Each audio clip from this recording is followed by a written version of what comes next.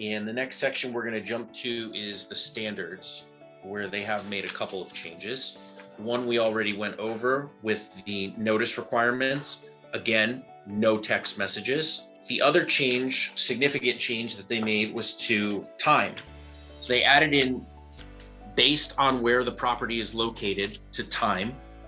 And that just means that we're going to operate and start counting days based on the Eastern time zone in Florida. So you can imagine if one of the parties is electronically signing and they're in a different country and it's a different day in that different country, think maybe Australia, it's already tomorrow there. Instead of the contract effective date being September 17th, the effective date would be September 16th if it was all executed and delivered today. So that's what that change means there. The next change that they made was to how we deal with holidays. Nothing has actually changed.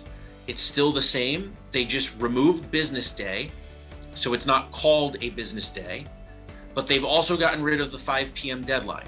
So we no longer have to deal with 5 p.m. deadlines anymore in this contract, which is great.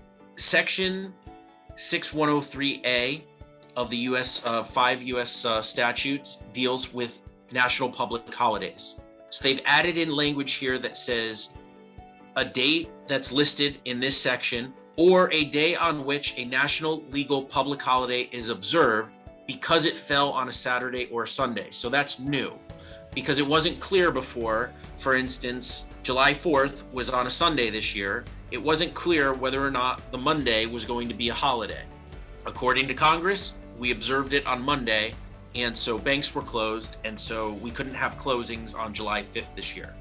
I'm getting confirmation about Christmas and New Year's because Christmas and New Year's are on a Saturday this year, and New Year's Eve and Christmas Eve presumably are going to be holidays, but I don't exactly know that, and I've asked our bank to let us know whether or not they are observing the holidays on Christmas Eve and New Year's and whether or not we'll be closed.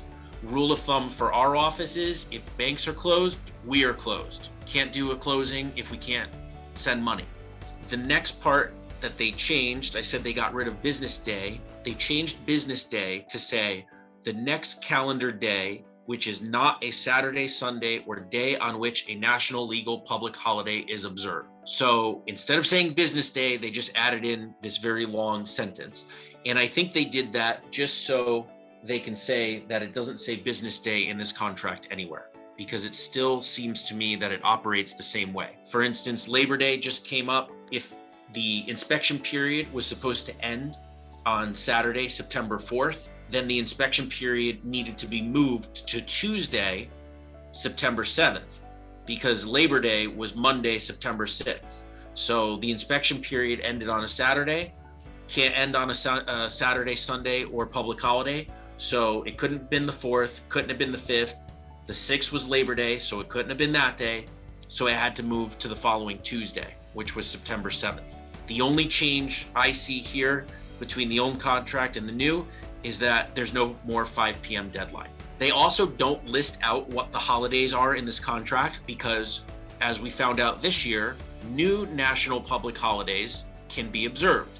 So Juneteenth is now a new national public holiday, and banks will be closed, and we will not be able to do closings or have inspection periods or loan approval periods end on Juneteenth next year. The question now is going to be, if a holiday is on a weekend, do we have the day off on the Friday or the Monday? The proration section just clarifies and adds the statutes about special districts and CDDs, so no change there.